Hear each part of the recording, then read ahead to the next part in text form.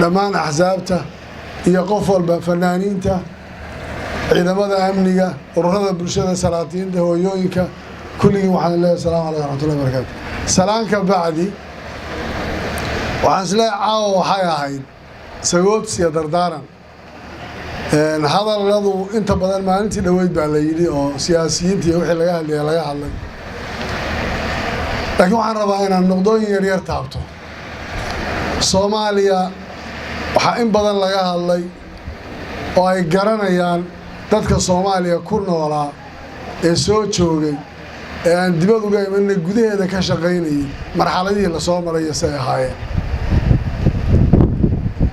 boogaha ku yaala iyo nabarrada dadka Soomaaliyeed ku yaalay waa mid walba si fudud ay u xusuustaan oo ay garan karaan waxa Ilaahay mahadii ah inaan ka gudubnay marxaladii qabiilka oo maanta aynay jirin cudur qabiil oo Soomaaliya ka jira maanta ma jiro cid qabiil isu haysa iyo cid qabiil wax ku tirsanaysa iyo qabiil wax ka sheeganaya qofka markaa goobjooga u ahaa wixii dhici jiray wuxuu garanayaa waqtiga maanta uu ku jiro alxamdulillah sida ay ahayd iyo qaabkii la soo maray ninkii gudaha ku jiray baa garanaya haddaba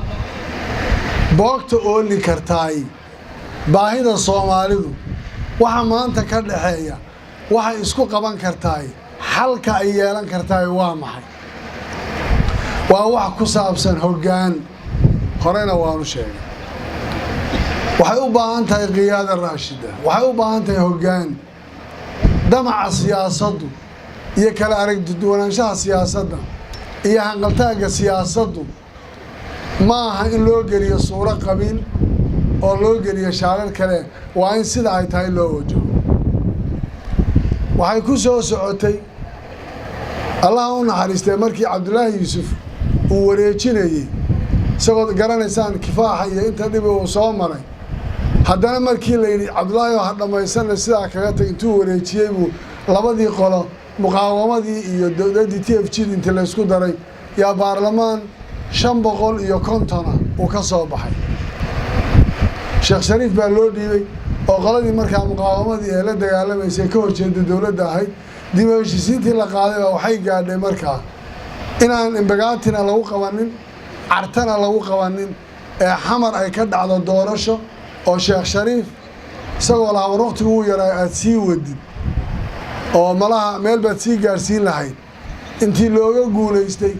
Xasan Sheekh oo markaa dalad waxbarasho iyo jaamacado ku mashquulsanaa oo laga filayn yuu ku soo booday oo sidaas kursiga ku yimid Sheekh Shariifna uu Xasan aad baad u mahadsantahay oo ku wareejiyay madaxweyne Xasan Sheekh wuxuu qayb ka qaatay isagu markaa dhamaystirkii dawlad goboleedyada iyo sistemkii federaalka lagu heshiiyay bal inuu gaarsiiyo walow markii ugu horeysay la qabsashadu ay iska bilow ahayd haddana wuxuu gaarsiiyay inuu intuu dhisay isteediyadii intii markaas muuqatay ay noqotay dawladnimadii dalad in la sameeyay National Leaders Forum ki madashii aan sameynay madaxdii dawlad goboleedyada iyo madaxweyne Xasan Sheekh intii la isu yimid ay noqotay wax dhab ah war xageen u soconaa xageen joognaa maxaan sameynaa habeena badan intii lagu dhafro iyadoo garanaysan qofka markaa suldada hayay fursado badan oo isagu uu samaysan karaa inay jirto haddana madaxweyne Xasan Sheekh Maxamuud wuxuu banaan ka dhigay ku darsasho inay xaaraan tahay wax gooni uu gaaray inay xaaraan tahay aan sunnimaadno inteeni meesha joogtay oo aantaan tashanno aan isweydiino xageen u soconaa doorashaan ugu soo socota 2016 hal qof iyo hal cod baa dastuurka ku qoran ma gaari karaa ma halkii oday baan u daynaa dood dheer iyo hawl dheer waxaan galay in la qaato in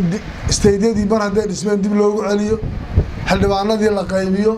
deegaan doorasho ay yeeshaan matalaad ay yeeshaan dad soo xulo ay yeeshaan aqalkiisa laga heshiiyo ay sidaa noqoto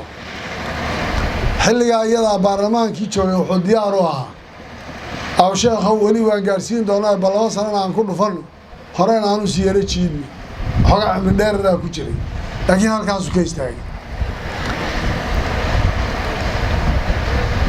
madaxweyne xasan sheekh maxamuud isagoo intaasoo dhan sameeyey wuxuu ku tala gashanaa kollayba ninka soo noqonaya inuu yahay xafladuhu way u diyaarsanaayeen laakiin qadarta alla madaxweynaha maanta maxamed cabdulaahi farmaajo oo laga yaabo hanka ku jira inuu aad u waxaysnaa yaa wuxuu noqday ninka u soo baxay ee ku guulaystay kursigii yani waxaan fiiri cabdulaahi yuusuf intaad ogeedeen buu soo dagaalamay allah u naxariistee kursigii wuxuu ku wareejiyey wadaadkii la dagaalamaya muqaawamadaha maxaakimta baa la orina waddanka meel kale ku socdaa intuu dhib kala gaari lahaa cabdulaahi oo ka tag haatan waalidiinta ayay buuhi cabdulaahi meel buu ka fadhiistay xasan sheekh maxamuud isagoo kumeelgaarkii intii laga saaray aad uu waxaysan yahay wax badan lala daba ordayo sheekh shariif oo markaa xulkii hayay oo muddaduna ay ku yareen aad garanaysaan maxaakiimtiina saaxiibadayda meesha joogay iyo hogaamiye kooxeedyadii iyo wixii dhib gaadhay iyo awooddii lagu lahaa iyo suuq ku soo baxay xasan sheekh maxamuud oo dalada waxbarasho iyo waxbarasho ku mashquulsanaa oo shaqadaa ku jira ee wadaadka shariifka una iskaba filayn yaa meeshii ka soo baxay wuxuu yidhi cabdiweli gaas baa yidhi xasan sheekh baa ii yimid oo wuxuu yidhi waxaan rabaa inaad taageerto warrinkan suuqa joogay taageer leh anaaba wixii haysta ra-iisul wasaarena seenu taageeraya waaliba ilaahayd buuli madaxweyne xasan sheekh maxamuud markaa isagoon filaynin oo isla hadda cid intay kula tartantay wadaad qurbo ka yimid iyo nina waxba kuma yeelayo yaa isagana maxamed cabdulaahi farmaajo oo maanta ilaahay u qoray inuu madaxweyne ka noqdo yaa intuu yimid yaa aayar madaxweyne xasan sheekh intuu ka luuday oo weliba labadii madaxweyne ee ka horreysay ay garbaha qabteen baa si sharaf leh la isugu wareejiyo nin weliba kuri aleelay calafkaaga kugu timi haddaba maanta waxaa aada u yeelaysa guux badan damac badan xaggee loo socdaa 2020 extension ma sidaa la yeeli maanta waxaan arkay waxyaalo meelo ku qorqoran single constituency wax la yidhaahdo hal deegaan doorasho wax badan baa laga hadlaya waxaasi waxay abuurayaan markaa boogo badan iyo nabaro badan iyo fiiq badan bay kicinayaan waayo dadkii shalay ka soo tegay ee ka tegay damacu ku wada jiro ninna ma ogolaanayo wuxuu shalay diiday sheekh shariif 4 sano iyo 5 sano uu rabay xasan sheekh inuu wax ku darsaday waa la rabay hebel waxaasoo dhan way ahay cabdulaahi allah naxariistay wixii buu kaga tegey waxaasoo dhan markay dhacayaan markaa qof waliba wuxuu kaga tegay wuxuu rabaa inuu ama dariiqii ku helo ama ku waayo waxaan rabaa dowladda maanta jirtay saaxiibkay maxamed cabdulaahi farmaajo inuu taariikhda dib u akhriyo isaga iyo dowladdiisa iyo sbiikarkiisa iyo kulligood ay gartaan raggii horey ugu soo wareejiyey baashan qoriisu dhiibka ku soo wareejiyey maynan u suurto waayin inay waxuun dabada meermeeriyaane waxay ku wareejinayaan dariiq saxa inay ku talagalaan oo ay dhammaystiraan sida kuwii ka horreeya ay u dhammaynayaan dariiqa la marayo iyo doorashadu noocay noqonayso iyo waqtiga in la ilaaliyo iyo inaan lagu fakerin isku darsi iyo in dastuurkii laga shaqeeyo iyo in wax la wada qabsado iyo in talada la wada leeyahay waddankii waa federaalism buu qaatay isagaasaa wax lagu maamulaa dowlad goboleedyadu xilligii hadda madaxweyne xasan sheekh dowladdii federaalkii hadda soo jirtay tala wadaag bay ahayd wax la isla saxayay maanta waxaad dareemaysaan dowlad goboleedyadii waxaa hadda laga hadlay axmed adigaa ka soo hadhay soo saas maaha cabdikariim waa fadhiyaa shariif xasan wuu fadhiyaa cabdiweli gaas meelahaasuu wareegaya isla riijinta badan ee hadda dowladda federaalka aada u odeysa waxay tahay warrinkan fadhiyadii horuu ka qayb galay isaguna hana dhaafo laakiin ani weli waan soo taagnahay sababtoo ah dariiq baan rabaa inaan ku baxo marka waxaan rabnaa saaxiibaday madaxda dowladda federaalka waan ogollahay waa madaxdayadii gogasha xafladda inay nagala soo qayb galaan aad bay u ficlan inkastoo abshir uu matalayo waxaan rabnaa waddanka iyagaa xukuma iyagaa waalida iyagaa laga rabaa mas-uuliyadda inay iyagu qaataan oy waddankan hagaan baa laga rabaa annagu khilaaf ma wadno xumaatadooda kama shaqaynayno wanaag baan rabnaa hogaamintoodaan rabnaa waqtigooda inay dhammaystaan baan rabnaa kuwa damaca kaga jira inay doorasho sidii shalay nin waliba ku yimaadaan rabnaay aan ilaalinno oo middaa ha ka shaqeeyeen oo madaxda dowladda federaalka dowlado kale iyo cid baa faragelisay iyo wax walba haddii inagu dhexdeen aan wax isku qaqabanno inaan wax kale iska sheegno waxyaalo kale isku tuutuuno dowladda la isku tuumo waxaasoo dhan way imanaysaa maxaa lagu sixi karaa wixii xumaada maanta waxaa iskale mas-uuliyadda madaxda dowladda federaalka Soomaaliya sababtoo iyagaa waalida iyagaa mansilatu ab taagan iyagaa laga rabaa wixii khalad inay sixitaankiisa ka shaqeeyaan oo ay dariiq sax la isugu yimaado ay keenaan waxaa laga yaabaa oo rabaa inaan meesha ka saaro madax badan baa caawa halkan fadhida gobolka Banaadir iyo Muqdisho iyo wax badan baa laga hadlaya sometimes waa la suura qabiileynaya dareen kala la bixinaya maanta xamar qabiil kama jiro dagaal qabiil kama jiro waan garanaynaa xamar dhibaatada soo martay 91 afartii bilood ee ka daraacay Caydiid iyo Cali Mahdi sidaa daraadeed xildhibaanada labada aqal مسؤوليته كله مدحده كله كل وضع وحنا لنا وران كوضا شقينا ودن كان حل سيدان وقارنا aan ka wada shaqeyno inaan xusuusan wixii dhibe baraaraha iyo wanaagga inoo muuqda iyo xulumka aan ku riyoonayna aan gaadhno aan ka kaaftoono gacan binaadamna maanta waxa laga hadlayaa 14 Oktoobar oo 600 iyo intaas oo qof ay ku dhimatay ilaahay baan idinku dhaariyay wiilal yaryar baa intaas oo dhibaato ah geystay inaan intaan istaagno maalin walba foorarsano oo ilaahay loo duceeyo oo kan hal la sameeyo oo ayna waxba ka qabanayno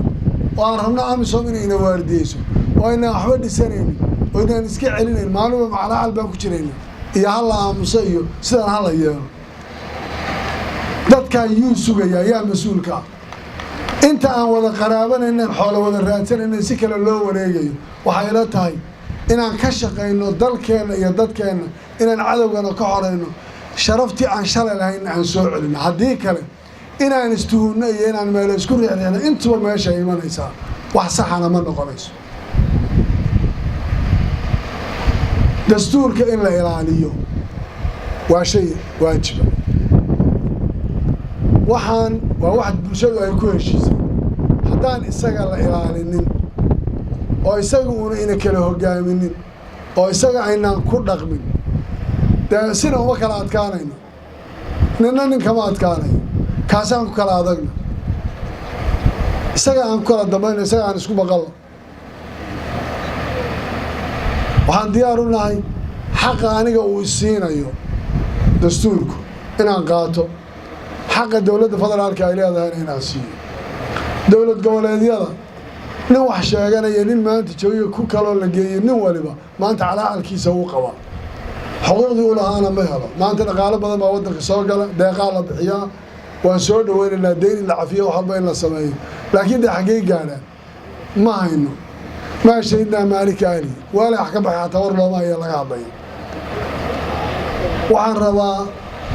qof kasta oo xal Soomaaliyeed hayo keenayo ka shaqeynaya diyaar baan inaan garab istaagno gabadh baa galmudug ka hadlaysay reer galmudug iyaga ay saxi kara khaladka galmudug ka jira anu uma taag cid kale uma tiirinayo reer galmudug haysa saxeeniyo xaqa dastuurka uu siinayana ha qaateen dowladda dhexe waxay leedahay ha u daayeen oo waxa dhexdooda ku jira ha xaliyeen oo wanaag ka wada shaqeeyeen waxay la tahay aan midaas ka shaqeyn haddaan Jubbaland nahay sidoo fartaa ka hadlayay shalayna dib u heshiisiin baanahay waxaan diyaar u nahay ta gudaha iyaga iyo ta dibadda iyo midda dowladda federaalka iyo qof kasta wax naga sheeganaya si kasta oo uga garbixi kara inaan diyaar baan inaan qabsoon say doontaa u adkaato waxaan diyaar u nahay inaan nabad ka shaqeyno oo qabsoon laakiin waxa aan ku kala bixi karaa ha noqoto sharci uu xogaamiyo waxaan rabaa mar labaad iyo mar saddexaad inaan aad idinku mahad celiyo oo aan idinka mahad celiyo kala soo qaybgalka aan nagala soo qayb gasheen saaxiibaday ana qabatayntu diyaarada iyo hawo iyo ciriga dhul la xirayo wali way iska taagtaagan tahay Saciid baan uga mahad celinayaa safarka uu soo galay iyo meesha dheer Sheekh Shariif saaxiibkeena waan ugu sii mahad celinayaayo baraaruga badan isaga keenayba isagoo Istanbul ka soo duulay oo transit waan ku soo gudbaya celintii la celiyay waxay keentay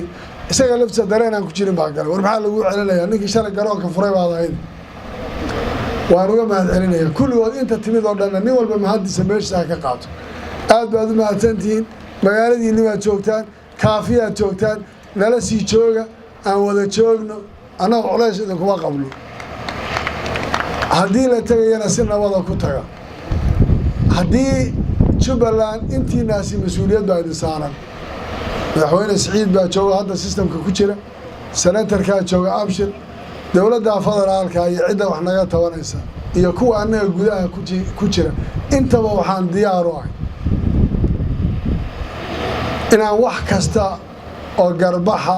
oo dowbaxa oo sharci ku dhaqana oo wada hadala oo badbaado ah oo xal ah inaan gaadhnaan diyaar aho laygu mateli karo qof waliba laygu mateli karaa wixii xal iska daaya kuwa ila jooga